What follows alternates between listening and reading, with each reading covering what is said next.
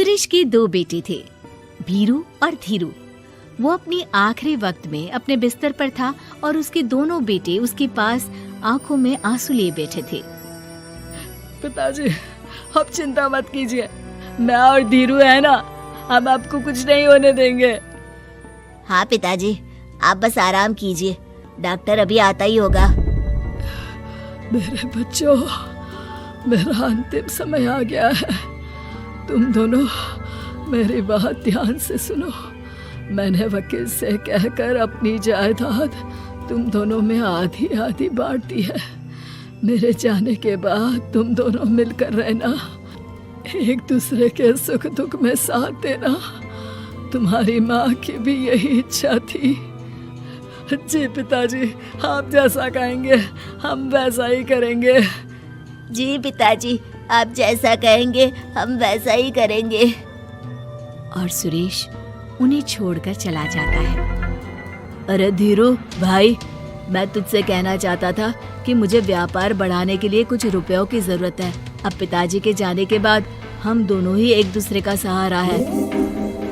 पिता के जाने के कुछ दिनों के बाद दोनों भाइयों की जिंदगी धीरे धीरे सामान्य हो जाती है।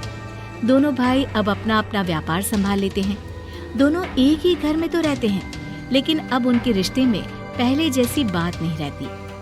भीरू शुरू से ही लालची था, इसलिए सुरेश ने पहले ही उन दोनों में प्रॉपर्टी का हिस्सा बांटकर लड़ाई की गुंजाइश खत्म कर दी थी।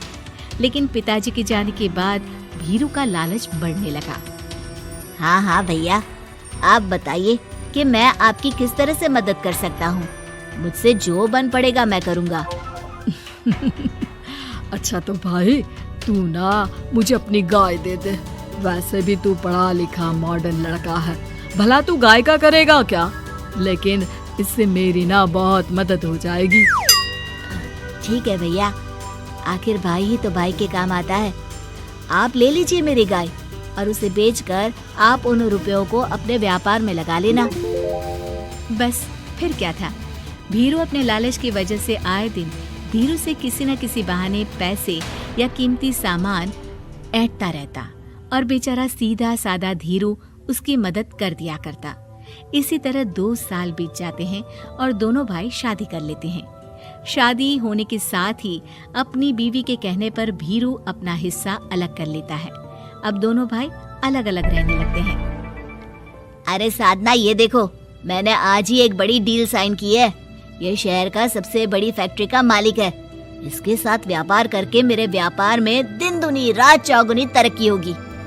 लेकिन इसकी बस एक ही शर्त है, अगर इसे हर हफ्ते सामान की पेमेंट नहीं दूंगा तो मुझे इसे जुर्माने के तौर पर बहुत बड़ी रकम देनी होगी।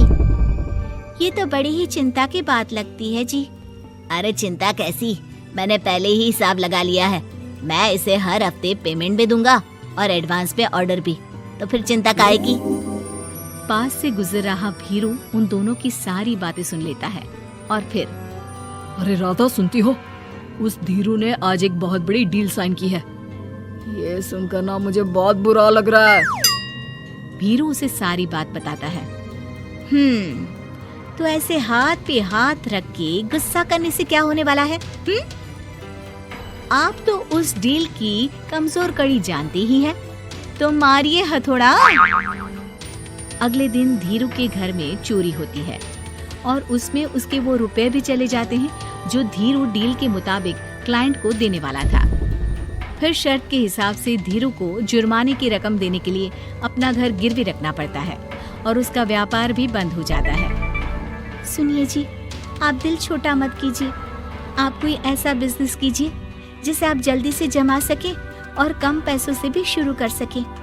आप फल सब्जियों का व्यापार शुरू कीजिए। तुम ठीक कहती हो, मैं कल से ही मंडी जाकर सब जानकारी लेकर आता हूँ। उधर भीरू और राधा धीरू की बर्बादी की खुशियाँ मनाने में लग जाते हैं और इधर धीरू खूब मेहनत करके फिर से अपनी आर्थिक हालात पटरी पर ले आता है। लेकिन फिर एक दिन,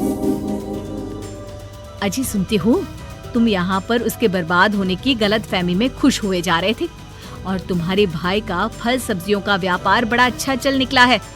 मैं अभी बाजार में उसकी दुकान देख कर आ रही हूँ। अरे भीड़ लगी हुई थी वहाँ तो।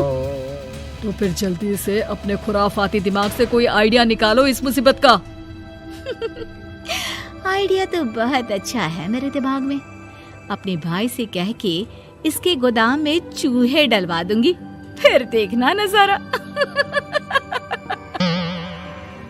राधा की चालाकी से धीरू का ये काम भी ठप हो जाता है। अब धीरू और उसकी पत्नी के लिए उधार पर जीने के अलावा कुछ नहीं बचा था। बेचारा ईमानदार धीरू अपने भाई भाभी की चालाकी की वजह से बहुत बुरे दिन काट रहा था। मैं तो बिल्कुल बर्बाद हो गया साधना। पिताजी का दिया हुआ अच्छा खासा बिजनेस संभाल रहा था, लेकिन मेरी किस्मत ने मुझे यहाँ लाकर खड़ा कर दिया। अब तो खाने के भी लाले पड़ रहे हैं। कोई नौकरी भी इतनी आसानी से नहीं मिल रही। मुझे माफ कर दो, मेरे साथ रहकर तुम्हें भी ये दिन देखने पड़ रहे हैं। देखिए जी, आप दिल छोटा मत कीजिए। भगवान कोई ना कोई रास्ता जरूर खोल देगा हमारे लिए। और मेरे दिमाग में तो एक अच्छा आइडिया आ भी गया। मैं बचपन से ही अपनी दादी, नानी और माँ को एक खास तरह का अचार बनाती देखती आई हूँ। वो अचार जितना टेस्टी होता है उतना ही उसे बनाना मुश्किल भी, लेकिन एक बार बन जाने पर वो जल्दी खराब भी नहीं होता जी। वो अचार सिर्फ हमारे ही गांव में बनता था, जिसे खरीदने के लिए दूर दूर से लोग आते थे। मैं सोचती हूँ वही अचार बनाने का काम हम शुरू करें तो। मैं बनाया करूँगी और आप उसे मार्केट में बेच आया करना। साधना, तुम्हारी बातों से मेरे मन में उम्मीद जाग उठी है, लेकिन ये सब काम शुरू करने के लिए रुपए कहाँ से आएंगे? ए जी, मेरी ये कंगन किस दिन काम आएंगी? आप इन्हें गिरवी रखवा लो और जब पैसे आ जाएं तो इन्हें छुड़वा लेना। साधना बाजार जाकर अचार बनाने का सामान लेकर आती है। फिर घर आकर सारे खिड़की दरवाजे बंद करके अचार बनाती है और धीरू उस अचार को पैक करने में साधना की मदद करता है और अगले दिन बाजार में बेच भी आता है।